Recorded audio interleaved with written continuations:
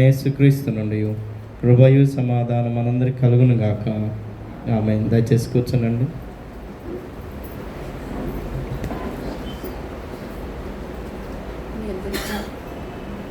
మీ అందరికీ నా సాయంకాల శుభాలు తెలియజేసుకుంటూ ఉన్నాను.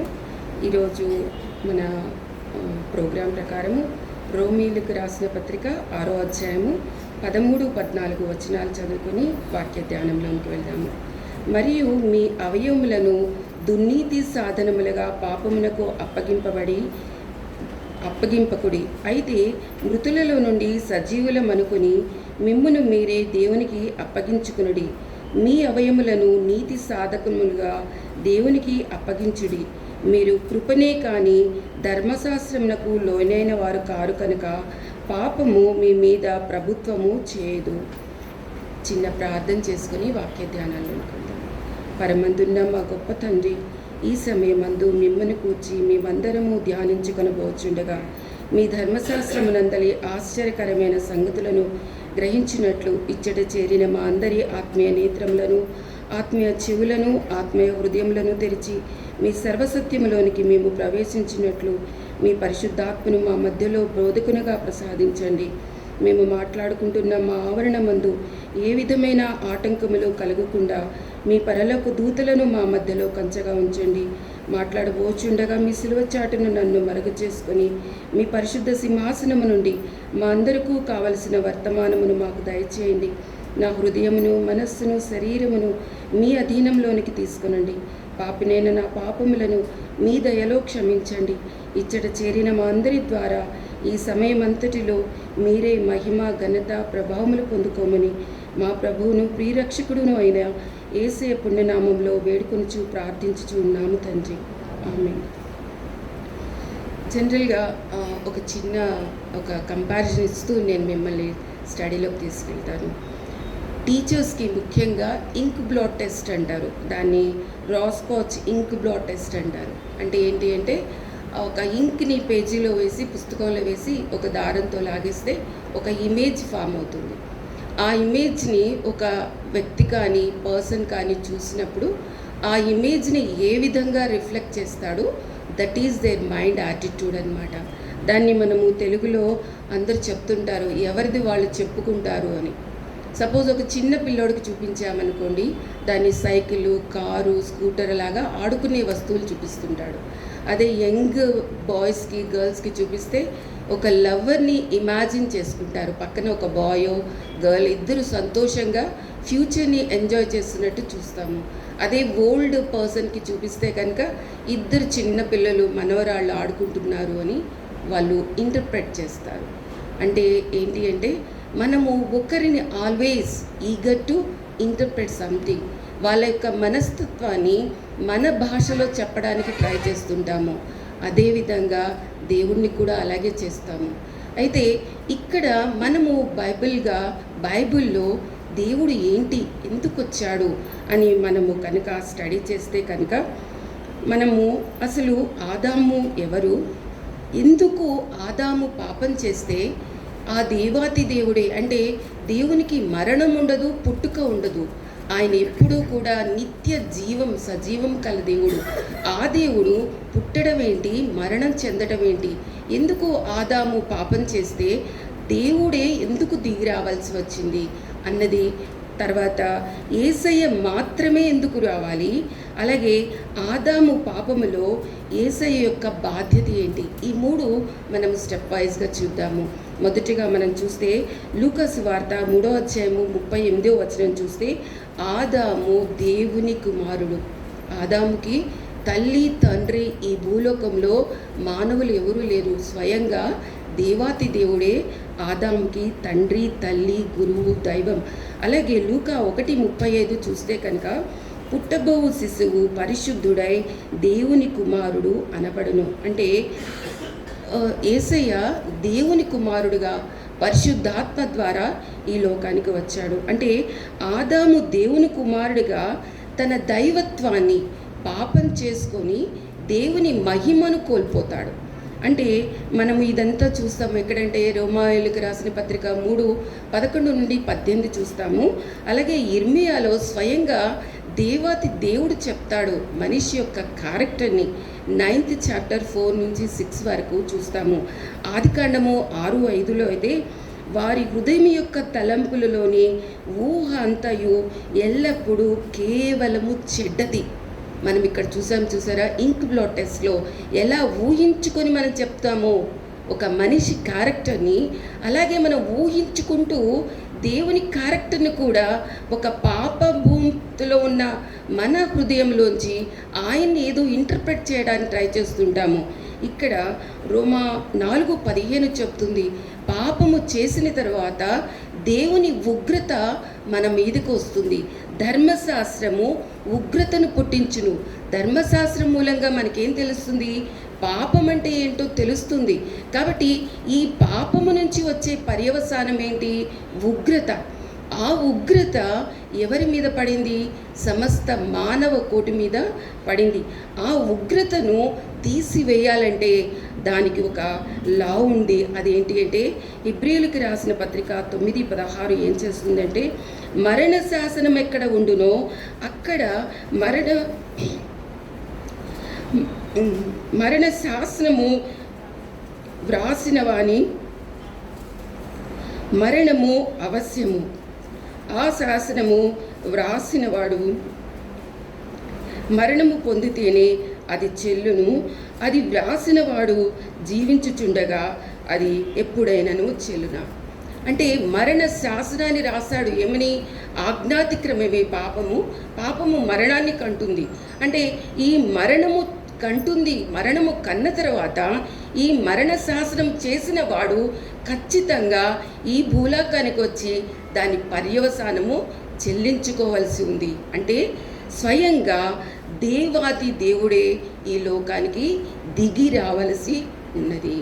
కాబట్టి ఈ విధంగా ఎందుకు యేసయ్య రావాలి అంటే, ఒక దేవుని కుమారుడు దైవత్వాన్ని కోల్పోతే ఆ దైవత్వాన్ని తిరిగి పునఃసృష్టించాలి అంటే ఆ శాసనము రాసిన దేవుడు మాత్రమే ఈ లోకానికి తిరిగి రావాల్సింది అన్నది మనం ఇక్కడ చూస్తున్నాము.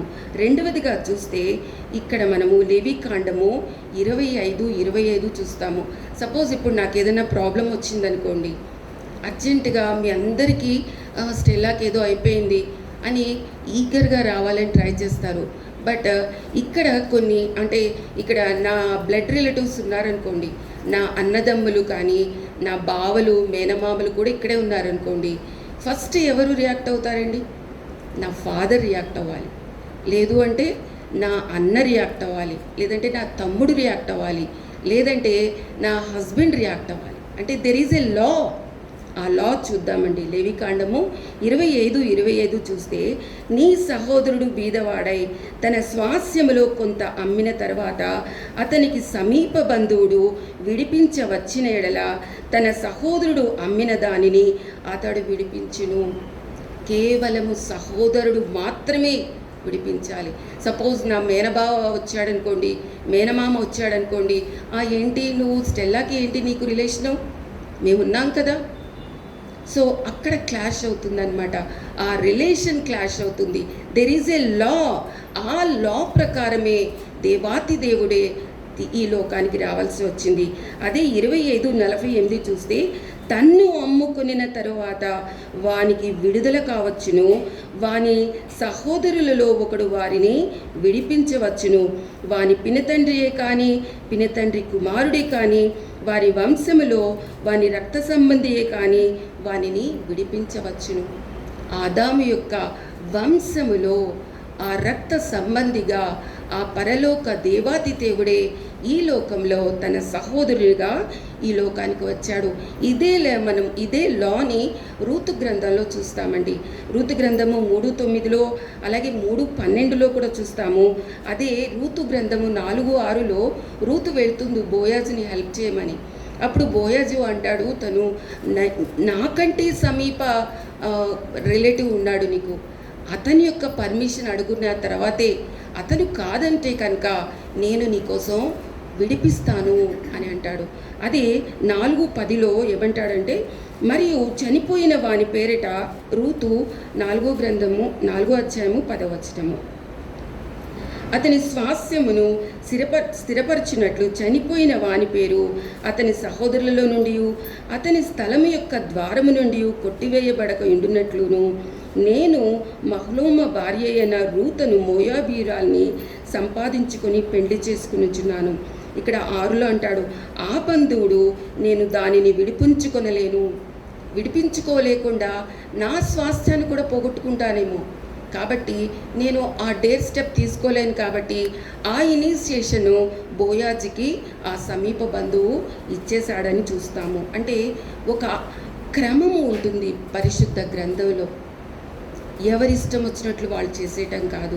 ఇక్కడ ఆ క్రమాన్ని అనుసరించి ఈ లోకంలో దేవుని సహోదరునిగా, అంటే ఆదాము యొక్క సహోదరునిగా, మొదటి ఆదాము పాపం చేస్తే రెండవ ఆదాముగా ఆయన నీతిలో మనల్ని నడిపించుకోవడానికి కడపటి ఆదాముగా ఈ లోకానికి ఆయన వచ్చాడు.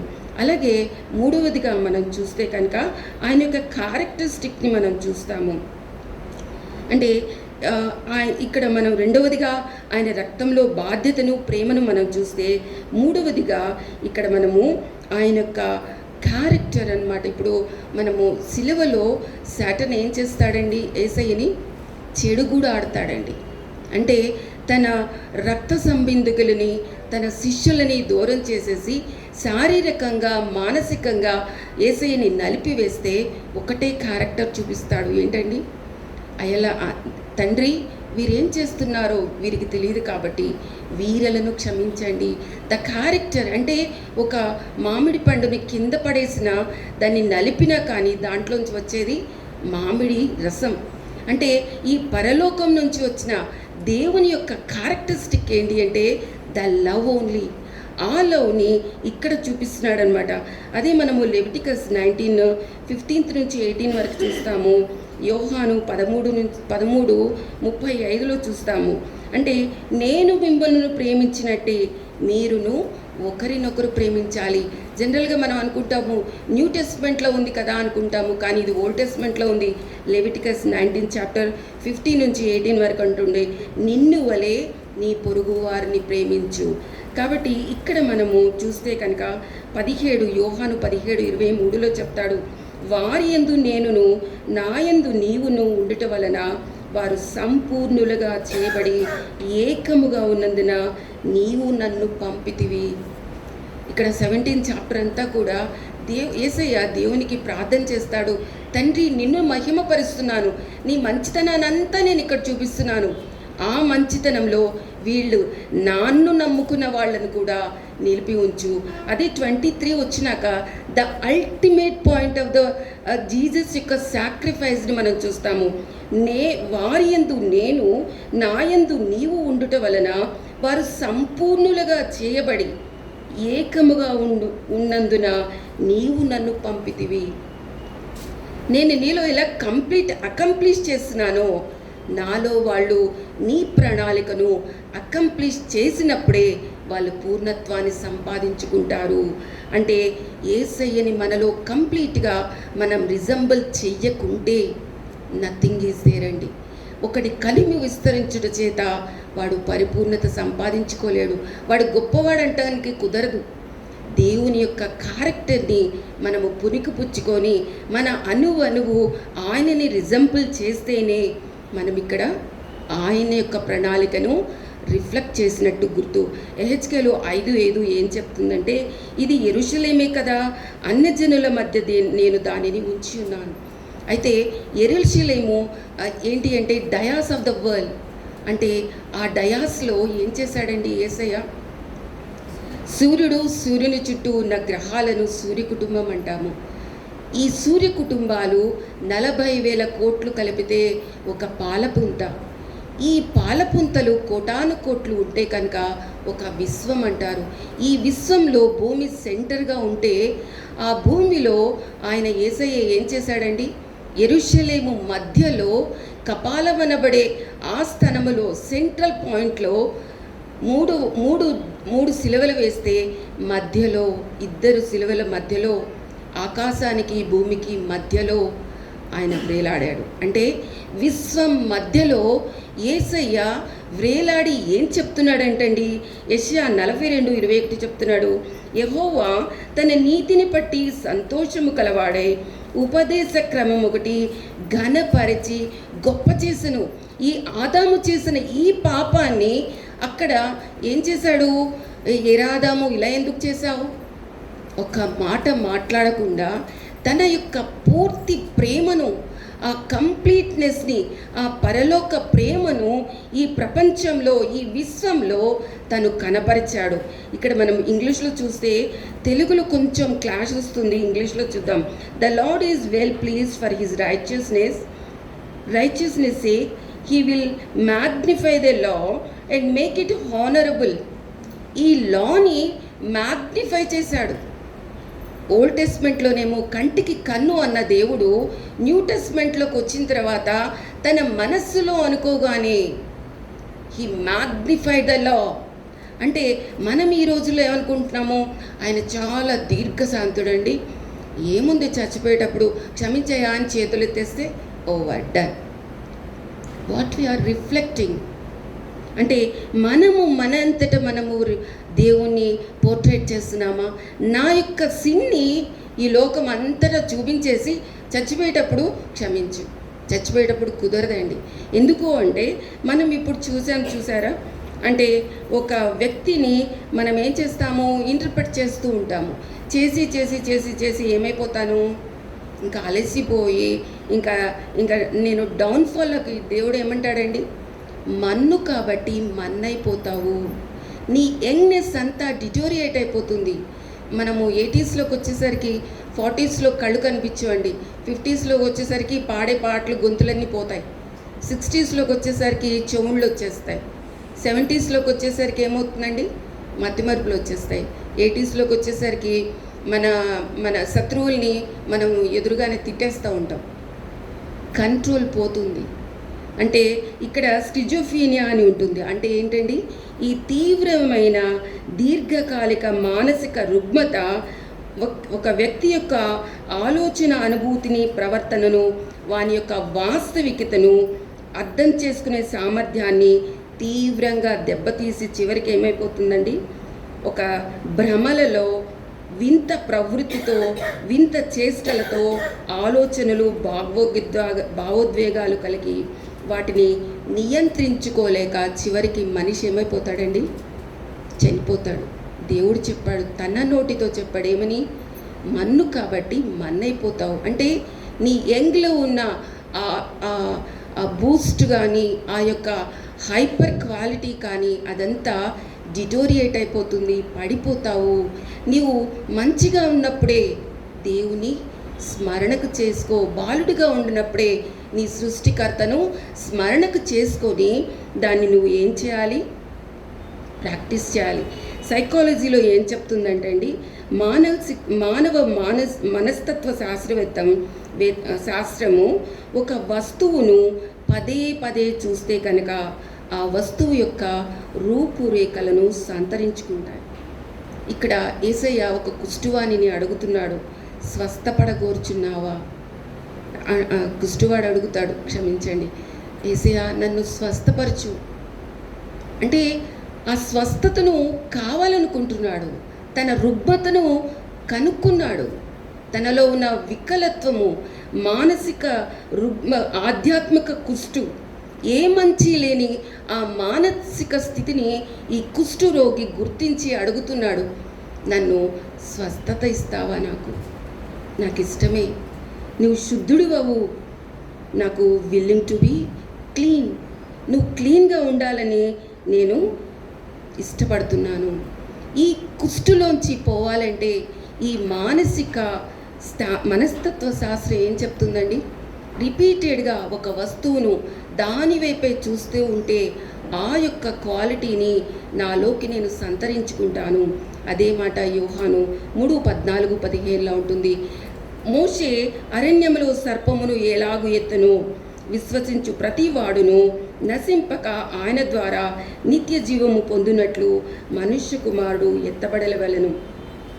అంటే మనము ఒకరినొకరము సంపూర్ణ ప్రేమను కలిగి మానసిక ఈ స్వస్థత లేని ఈ మనస్తత్వాన్ని నేను వదిలించుకోవాలి. కాబట్టి నాకు ఈ దేవుని కుమారుడు అవసరం అని నేను ఎప్పుడైతే అనుకుంటానో అప్పుడు మనలో కథ స్టార్ట్ అవుతుందంటండి. ఇదే మనము ఆదికాండము 30:37లో చూస్తాము. యాకోబు ఏం చేస్తాడంటే, మీరు ఇంటికెళ్ళి చదువుకోవచ్చు, జంగి చినారు అను చెట్ల చువ్వలను తీసుకొని ఆ చువ్వలను ఇవి చూలు కట్టే యానిమల్స్ని ముందు పెడతాడు. అప్పుడు అవి ఏం చేస్తాయి, చారలుగా ఉన్నవి బలంగా ఉన్నవి జరుగుతాయి, పుడతాయన్నమాట. అంటే ఏంటి, దట్ ఈజ్ ఎ మనస్తత్వ శాస్త్రం అన్నమాట. ఆ శాస్త్రాన్ని ఇక్కడ మనము ఆదికాండంలో మనం చూస్తాము. అంటే ఇక్కడ ఆదాము ఈ దైవిక స్వభావాన్ని కోల్పోయాడు కాబట్టి దేవుడు ఇక్కడ ఏమంటున్నాడు, ఇర్మియా 9:4లో, మీలో ప్రతి వాడును తన పొరుగు వాని విషయమై జాగ్రత్తగా ఉండవలెను. యెహోవా దేవుడు అంటున్నాడండి, మీరు జాగ్రత్త, మీరు వాళ్ళు వీళ్ళని చూసి మోసపోకండి. ఏ సహోదరునైనను నమ్మకుడి, నిజంగా చెప్తున్నా నేను, ప్రతి సహోదరుడు తంత్రగొట్టి తన సహోదరుని కొంప ముంచును, ప్రతి పొరుగువాడును కొండములు చెప్పుటకై తిరుగులాడుచున్నాడు. సత్యము పలుకగా ప్రతి వాడును పొరుగువారిని వంచించును. అబద్ధములాడట తమ నాలుకలకు అభ్యాసము చేసి ఉన్నాడు. ఎదుటివాని తప్పులు పట్టవలనని ప్రయాసపడుదురు. నీ నివాస స్థలము కాపట్యము మధ్యనే ఉన్నది. వారు కపటులై నిన్ను తెలుసుకొన నొల్లకున్నారు. ఇదే యెహోవా వాక్కు. అంటే ఇది నా సొంతంగా నేను చెప్పట్లేదు. అంటే మనం హర్ట్ అవ్వటం కాదు ఇక్కడ కావాల్సింది. What is the target, what are our attitudes. మనము ఇవన్నీ కూడా మన మంచి మేకప్లతో we're always covers our selves. But the reality is God is telling, ఏమని, ఏంటి నువ్వు అన్నది ఇక్కడ మనకి తెలియచెప్తూ ఉన్నాడు. తన నోటితో యెహోవా దేవుడు ఆదికాండం 6:5లో అంటున్నాడు, నరుల హృదయం యొక్క తలంపులలోని ఊహ అంతయు కేవలము చెడ్డది. ఆ చెడ్డదాన్ని మనం ఏం చేయాలంటండి, మనము సిలువ వైపు చూస్తూ ఆ క్యారెక్టర్ని మనలోనికి ఇంబైబ్ చేసుకుంటూ దాన్ని మనం వదిలించుకోవాలి అంటున్నాడు. అంటే మనము ఆకాశములు భూమికి పైన ఎంత ఎత్తుగా ఉన్నవో, మీ మార్గముల కంటే నా మార్గములు, మీ తలంపుల కంటే నా తలంపులు అంత ఎత్తుగా ఉన్నాయి. మీరు ఊహించుకున్నట్టు కాదు, నేను మీ తలంపులు లాంటి వాడిని కాదు. మీకు నాకు ఆకాశము భూమి అంతా తారతమ్య వ్యత్యాసం ఉంది. కాబట్టి కరెక్ట్ యువర్ సెల్ఫ్. అంటే మనం ఏం చేయాలండి, సిలువలు చూడాలి, సిలువలో ఆయన స్వభావాన్ని చూడాలి. ఆ సిలువలో తండ్రి యొక్క ప్రణాళికను కుమారుడు ఎంత విధేయతతో ఇక్కడ నడిపించాడో చూడాలి. ఆయన రక్షణ ఎంత ప్రాముఖ్యం కాకపోతే, బర్త్ లేని చావు లేని ఆ దేవుడు ఇక్కడికి వచ్చి నీచులమైన మనతో ఉమ్మి వేయించుకొని సిలువ వేయించుకొని తన శరీరము ముద్దలాగా యెరూషలేము వీధుల్లో పడిపోతే రక్తము ప్రవహించింది. అంటే రక్షణ యొక్క ప్రణాళిక అంత కష్టమైంది, అంత విలువైనదిగా మనము గుర్తించాలి. ఇక్కడ మనం చూసారా, ఒక కుష్ఠరోగి అంటున్నాడు, నాకు స్వస్థత కావాలి. యేసయ్య చెప్తున్నాడు, నీకు నేను ఇస్తాను, అంటే మనకు విడుదల ఇస్తానంటున్నాడు. అంటే ఈ స్వస్థత ప్రణాళికలో మనకి ఎవరు హెల్ప్ చేస్తారేంటండి, మనమే కాదండి. ఒక్కోసారి ఆల్ ఆఫ్ సడన్ మనం వెళ్తుంటే ఒక స్ప్లిట్ సెకండ్లో ఒక యాక్సిడెంట్ మిస్ అయిపోతుంది. అంటే ఏంటంటారు, నేను చాలా స్మార్ట్గా తప్పుకున్నానంటారా? నో అండి, నా పక్కన ఆయన ఏంజిల్ ఉంటారండి. అదే మాట సెలవిస్తున్నారు. నిర్గమకాండము 12:41లో చూద్దాము. 430 సంవత్సరంలో గడిచిన తర్వాత జరిగినదేమనగా, ఆ దినమందే యెహోవా సేనలన్నీ ఐగుప్తు దేశము నుండి బయలుదేరిపోయెను. ఐగుప్తులో ఇజ్రాయేలీలందరూ ఏడుస్తున్నారు, బాధపడుతున్నారు, కష్టపడుతున్నారు. ఆ కష్టాలలో, ఆ బాధల్లో ఎవరు తోడుగా ఉన్నారంటండి, యెహోవా సేనలు తోడుగా ఉన్నాయంట. చూసారండి, అంటే వాళ్ళు బాధపడుతున్నారు. ఆ బాధల్లో ఆ గిచ్చటం, ఆ నొప్పి కొంచెం తెలుస్తుంది. 90% దేవుడు తీసుకుంటున్నాడు, ఓన్లీ 10% మనం అనుభవిస్తున్నాము. అదే మనము నిర్గమకాండము 14, 19, 20లో కూడా చూస్తాము. మనము అంటే టైం షార్ట్గా ఉంది కాబట్టి, అంటే ముందు వెలుగునిచ్చే దూత, వెనుక చీకటినిచ్చే దూత. దూతలు మనకి వెలుగును, చీకటిని, మనకి వాక్యాన్ని అర్థం చేసుకునే జ్ఞానాన్ని, మనలో ఆ పెయిన్ తగ్గించే ఆ శక్తిని దేవదూతలు ఇస్తారు అన్నది ఆదికాండము 19, 11లో కూడా చూస్తాము. లోతుని 2 దేవదూతలు రక్షించేటప్పుడు ఆ ద్వారం దగ్గర కనుమబ్బు కరుగు చేశారు అని. హీబ్రూ 1:14 చూస్తే, రక్షణను స్వాస్యము పొందబో వారికి పరిచారము చేయుటకై పంపబడిన సేవకులైన ఆత్మలు కారా. అంటే ఈ దేవాతి దేవుని యొక్క మరణం ఒకటే కాదండి, ఆ ప్రణాళికలో దేవదూతల్ని కూడా ఇంక్లూడ్ చేసి, ఆ రక్షణ ప్రణాళిక నాకు కావాలి, నేను ఒక పాపిని అని నేను అనుకోగానే, అనుకున్న వెంటనే ఈ ప్రణాళికలో హెల్ప్ చేయడానికి ఎవరుంటారంటండి? దేవదూతలు ఉంటారు. ఇక్కడ మనము దీనికి ఎగ్జాంపుల్గా మీకు ఒక సిచ్యుయేషన్ బైబిల్లో చూపించాలనుకుంటున్నాను. జెరికో గోడలు చూస్తాం కదండి. ఆ జెరికో గోడల్ని అవి చాలా పెద్దవంట. 2 రథాలు ఫ్రీగా మూవ్ అవ్వగలిగేంత వెడల్పు ఉంటాయి.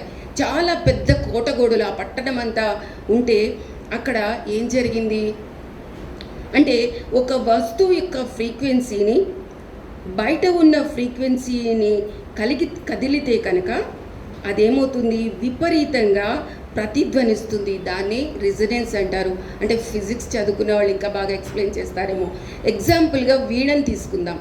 వీణని తీగ మీటామనుకోండి, అంటే ఆ వస్తువు యొక్క ఒక వస్తువులో ఉన్న ఒక పదార్థాన్ని ముట్టితే, ఆ బయట బాహ్యంగా ఉన్నది ఏమవుతుందంటండి, అది ఇంకా ఎక్కువగా కదలికలు సృష్టిస్తుంది, ప్రతిధ్వనిస్తుంది. దానిని ఏమంటారంటే రెజొనెన్స్ అంటారు.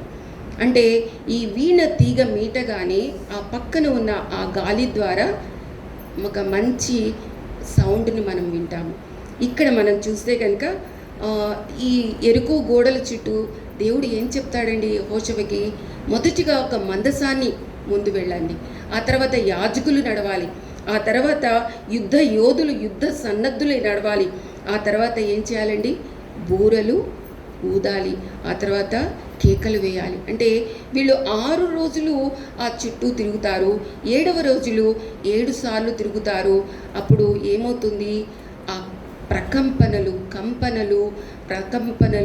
అయిపోయి అదేమవుతుంది, లాస్ట్లో వీళ్ళు గట్టిగా బూరలు ఊది, తర్వాత గట్టిగా కేకలు వేయంగానే అది అంత పెద్ద కోటగూడ కూడా ఊగి కింద పడిపోతుంది. అంటే ఇక్కడ మనము ఆత్మీయ సత్యాన్ని మనం ఏంటి గ్రహించచ్చు అంటే, ఇక్కడ నేను చనిపోవాలి, గోధుమ గింజ చనిపోవాలి అంటే, ఒక మనిషిగా, ఒక స్టెల్లాగా నాలో ఉన్న పాపాన్ని నేను మొదట చంపుకోవాలంటే ఏం చేయాలి, నేను శత్రువుగా పిలుచుకునే ఆ వ్యక్తిని ప్రేమించడం స్టార్ట్ చేయాలి. అతను ఆఖరిగా ఉన్నాడు అనుకోండి, భోజనం పెట్టాలి అన్న ఆ బాహ్య కోరిక నాలో ఉన్న దేవుని శక్తిని ప్రకంపనలతో రెజొనెన్స్ క్రియేట్ చేస్తుందన్నమాట. అంటే ఇక్కడ మనం చూస్తే కనుక ఇక్కడ ఎలా చెప్పచ్చు అంటే, ఈ దేవదూతలు నాలో ఆ ప్రకంపనలను క్రియేట్ చేసి, నాలో ఉన్న ఆ నిగూఢమైన ఆ దైవత్వాన్ని, మనము ఎప్పుడైనా చూసారా, తలని బాగా ఇలా రబ్ చేసేస్తే కరెంట్ పాస్ అవుతుంది, పక్కన వాళ్ళని ముట్టుకోగానే షాక్ కొడుతుంది. అలాగే నాలో ఉన్న మానవత్వాన్ని బయటకు తీసుకురావాలి, క్షమించాలి అని నేను అనుకోగానే యేసయ్య ఏమన్నాడండి, నువ్వు క్లీన్ అవ్వడం నాకు ఇష్టం, శుద్ధుడో కమ్ము. నాలో వచ్చిన ఆ ఆలోచన ఇమ్మీడియట్గా దేవదూతలు నాలో ఆ స్టెబిలిటీని, ఆ స్ట్రెంగ్త్ని నేను సంతరించుకునేలాగా చేసి, నాలో ఉన్న ఈ జెరికో గోడలు, ఈ పాపపు గోడలని బద్దలు కొట్టి దైవత్వాన్ని నాలో తీసుకురావడానికి ఆయన మనకు సహాయం చేస్తున్నాడు అన్న ఆ సత్యాన్ని మనము చూడొచ్చు. అంటే జనరల్గా ఇక్కడ డాక్టర్స్ ఏమంటారంటే, బాగా ప్రోటీన్ తినండి, మాంసం తినండి, చేపలు తినండి. బైబిల్ అలా చెప్పట్లేదండి. ఇక్కడ ప్రభువు యొక్క మహాశక్తిని పట్టి బలవంతులు కండి. So practice the Jesus. ఆ జీసస్ యొక్క క్వాలిటీని ప్రాక్టీస్ చేయండి. ఆ సిలువను చూడండి. సర్పాన్ని ఎలాగ చూశారో, ఇత్తడి సర్పాన్ని అటువైపే చూడండి. ఆయన ఉమ్మివేయబడి, ఆయన కొట్టబడి, అవమానించబడిన మారు పలకకుండా ఎలా తన్ను తాను ఆ తండ్రికి ఒబీడియంట్గా చేసుకున్నాడో, హోలీ స్పిరిట్ గాడ్ ఏం చేస్తారు అండి? ఆత్మఫలాలు ఏంటండి? Controlling the power, controlling the spirit. అంటే ఎప్పుడైతే నేను ఆ సిలువను చూస్తానో నాలో ఈవిలిక్ క్యారెక్టర్ని సప్రెస్ చేస్తూ ఆయన యొక్క ఏంజలిక్ క్యారెక్టర్ని నన్ను నేను బలం చేసుకోవడం. అది ఇక్కడ ఎఫెసీ 6:10 చెప్తుంది. ప్రభు యొక్క మహాశక్తిని బట్టి ఆయన యందు బలవంతుడై ఉండింది, అపవాది వేసే తంత్రాల నుంచి శక్తిమంతులు కండి అని అంటున్నాడు. అలాగే గలతీలో చూస్తాము, ఆత్మఫలాలను చూస్తాము, ప్రేమ, సంతోషం, అవన్నీ. అదే యోహాను 17:22లో వారి యందు నేనును నా యందును ఉండటం వల్ల సంపూర్ణముగా చేయబడతాము. అంటే ఎప్పుడైతే ఇక్కడ యేసయ్య చెప్తూ ఉన్నాడు ఏమని? శుద్ధుడవు కమ్ము. నాలో 25% నేను శుద్ధత్వాన్ని తీసుకోవాలనుకుంటే గాడ్ 50% ఆయన నాకు శక్తినిస్తాడు. మిగిలిన ఆ 25% త్రూ నేచర్, ఏంజిల్స్ మనలో మంచితనాన్ని క్రియేట్ చేసి మనకు సహాయం చేసేలాగా చేస్తారు. అంటే నేను ఒక్క అడుగు వేస్తే చాలండి, మిగిలిన 99 అడుగులు ఆయన వేయడానికి సిద్ధంగా ఉన్నాడు. అదే మనము యెషయా 63:9 అంటుంది, వారి యావత్ బాధలో ఆయన బాధనుందేమో. నా అవమానము, నా బాధ, నా ప్రతి ఫీలింగ్లో ఆయన ఉన్నాడంటండి. కాబట్టి ఆయన నా తరపున భరిస్తున్నాడు, ఆయన నాకు శక్తినిస్తాడు. నేను కంట్రోల్ చేయాలి, నేను హోలీ స్పిరిట్ కంట్రోల్లోకి నేను వెళ్ళాలి అన్న ఆశ నాలో ఎప్పుడు ఉంటుందో అప్పుడు ఆయన తత్వం యొక్క మూర్తిమత్వాన్ని నేను రిఫ్లెక్ట్ చేస్తాను. యోబు 5:19 చెప్తుంది, 6 బాధల నుండి ఆయన నిన్ను విడిపించును, 7 బాధలు కలిగినను ఏ కీడును నీకు కలగదు. అంటే ఒక చిన్న స్ప్లిట్, ఆ టేస్ట్ మనం చూస్తామండి, ఆ టేస్ట్ చూస్తాము. Remaining 90% of the pain God is taking, మన తరపున ఆయన తీసుకుంటున్నాడు అని మనము చూస్తాము. ఇక్కడ ప్యారలల్గా నాకు ఒక వాక్యం బైబిల్లో దొరికిందండి, నాకు చాలా బ్యూటిఫుల్ అనిపించింది. పరమగీతాలు 8:6లో ప్రేమ మరణమంత బలమైనది, ఈర్ష్య పాతాళమంతా కఠోరమైనది. నాలో ఈర్ష్య, నాలో చెడు మన తండ్రిని చంపేసిందండి సిలువలో. నా పాపము ఆయనని మరణమయ్యేంతగా చంపేసింది. నాలో ఈర్ష్య, నాలో పగ, నాలో యొక్క ఏమంటారు అనీతి క్రియలన్నీ కూడా ఆయన మరణాన్ని తీసుకుని వెళ్ళింది. కాబట్టి ఆ ఈర్ష్య, ఆ పాతాళంలోంచి నన్ను బయటకు తీసుకురావడానికి ఆయన ఇంత బలియాగాన్ని, ఇంత త్యాగాన్ని మన తరపున ఆయన చేయాల్సి వచ్చింది. ఇక్కడ మనం చూస్తే కనుక 13 రోమీయులకు రాసిన పత్రిక 6:13లో చూస్తున్నాడు, నీతికి సాధనాలుగా మీరు నీతి ఇన్స్ట్రుమెంట్గా ఉండండి. నీతి అంటే ఏంటండి? రైచియస్నెస్. అంటే డిటరానమీ 6:25 చెప్తుంది, ఆజ్ఞలు మన దేవుడైన యెహోవా మనకు ఆజ్ఞాపించినట్లు ఆయన సమస్తమైన ఆజ్ఞల యందు నడిచిన యెడల మనకు నీతి కలుగును. అంటే ఆయన నీతిలో నడవాలి. అలాగే పాపము, ఆ పాపంలోంచి బయటికి రండి. ఆజ్ఞాతిక్రమమే పాపము మరణాన్ని కంటుంది. 1 యోహాను 3:4 చెప్తుంది ఆ పాపములోంచి బయటికి రమ్మని. ఇక్కడ మనము ఎవరికి అప్పచెప్పుకోవాలి? ఎలా? కుమారుడు ఈ సృష్టినంతా చేసేసి రిక్తుడుగా ఇక్కడికి వచ్చాడండి. ఏ సిచ్యుయేషన్లో కూడా ఆయన దేవుడు అని తన్ను తాను నిరూపించుకోలేదు. అంటే తన దైవత్వాన్ని ఎలా వదిలేసుకొని వచ్చాడో నా పాపాన్ని నేను వదిలేసేయాలి. ఇక్కడ కంప్లీట్గా ఐ హ్యావ్ టు సరెండర్ అన్నమాట. నన్ను నేను ఆయనకి సరెండర్ చేసుకోవడం. నాకంటూ ఏమీ లేదు, నేనేమి చేయలేను, ఆయన మీద నేను ఆధారపడాలి. అంటే మన అవయవాలను నీతి సాధకాలుగా చేసుకోవాలి. అంటే అండర్ హిస్ కంట్రోల్గా మనం తీసుకోవాలి. యేసయ్య ఎలా ఒబీడియంట్గా తండ్రికి తనను అప్పగించుకున్నాడో మనము కూడా అలాగే అప్పగించుకోవాలి అని ఉంటుంది. మనం కనుక ఇజ్రాయేలీలను చూస్తే కనుక ప్రిమిటివ్ ట్రైబ్ వాళ్ళు 12 గోత్రాల వాళ్ళు 60 లక్షల మంది 430 సంవత్సరాలు ఎదురు చూస్తూ ఉంటారు. ఒక్కటే ఇప్పుడు నాన్న అమ్మ చచ్చిపోతే చెట్టుకొకళ్ళు పుట్టుకొకళ్ళు అయిపోతారు. కానీ 430 సంవత్సరాలు ఒక్కటిగా ఉండి ఎదురు చూస్తారు. ఎదురు చూస్తే ఎంతమంది వెళ్తారండి? ఆయన ఎన్నుకున్న జనాంగము ఎంతమంది వెళ్తారండి? Only 2 people.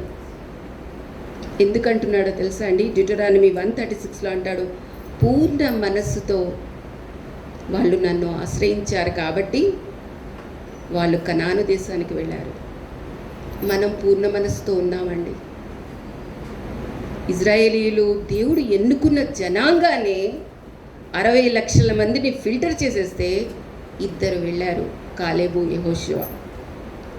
యెహోషువ 14:8-9 అంటుంది, కనుక అతడు దానిని పూర్ణ మనస్సుతో యెహోవాని అనుసరించాడు కాబట్టి నేను తీసుకుని వెళ్ళాను అని దేవుడు చెప్తున్నాడు.